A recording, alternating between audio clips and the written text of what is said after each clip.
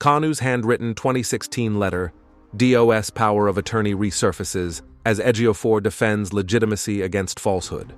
A recent development involving the Indigenous People of Biafra IPOB features a detailed rebuttal from Sir Ifeanyi Ejiofor, the group's long-standing lead counsel and General Counsel, addressing what he describes as persistent misinformation circulated under the pseudonym Emma Powerful.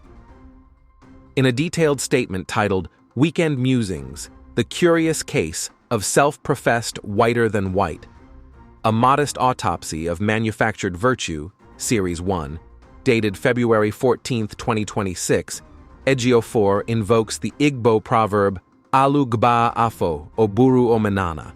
Roughly, when an abomination lingers unchecked, it becomes custom, to justify his intervention. He argues that prolonged falsehoods risk being normalized as truth, particularly amid recent claims made via Emma Powerful, purporting to represent or relay instructions from IPOB leader Nnamdi Kanu. Ejiofor provides documented evidence to affirm his legitimacy. In December 2015, while Kanu was detained at Kuje Correctional Centre, Kanu personally appointed him to handle his trial. This was formally communicated via a handwritten letter dated January 25, 2016, addressed to the presiding judge, Honored Justice John Tsoho, now Chief Judge of the Federal High Court.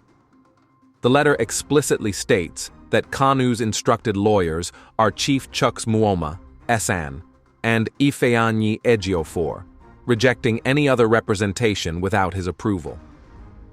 Following Kanu's bail in 2017, Ejiofor was appointed General Counsel to IPOB worldwide through a formal power of attorney dated May 2, 2017. Signed by Nnamdi Kanu, leader, Uche Meffor, then deputy leader, and Chika Edoziem, head of directorate, the document authorizes Ejiofor of IC Ejiofor and Co. Abuja to defend, initiate, and protect all IPOB legal interests, including representation in Nigerian matters.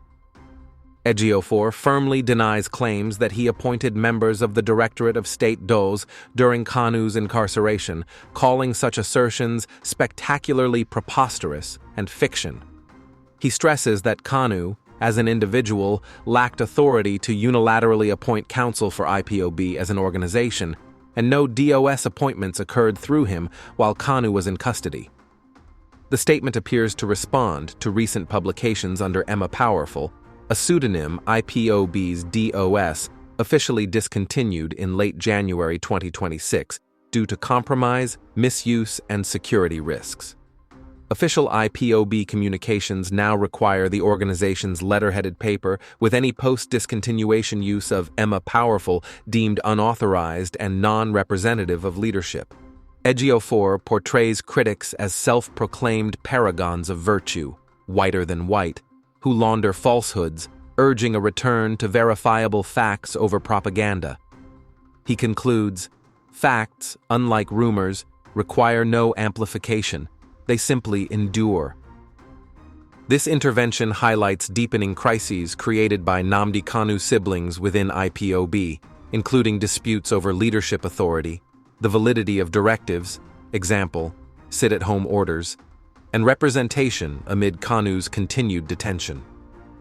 Ejiofor's release, accompanied by scans of the 2016 letter and 2017 power of attorney, aims to reassert his role and counter narratives questioning his standing or alleging DOS appointments via him.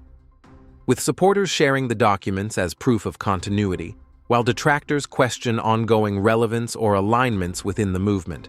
As IPOB navigates these tensions, the episode underscores challenges in maintaining unified messaging and authority from prison.